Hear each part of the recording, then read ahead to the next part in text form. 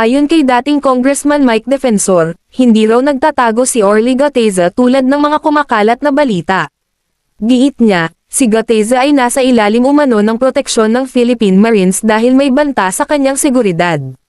Dagdag pa ni Defensor, hindi ito pagtatago o pag-iwas sa batas kundi isang hakbang para mapangalagaan ang kanyang buhay habang inaayos pa ang mga isyong kinahaharap niya. Samantala, pinabulaanan naman ng Philippine Navy ang pahayag ni Defensor.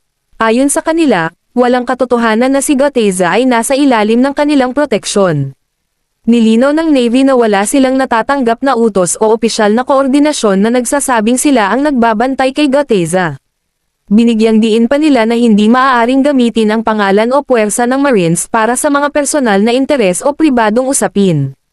Dahil dito, lalong uminit ang isyu at nagdulot ng kalituhan sa publiko. May ilan na patuloy na naniniwala sa pahayag ni Defensor, habang ang iba naman ay nagtatanong kung sino nga ba ang nagsasabi ng totoo.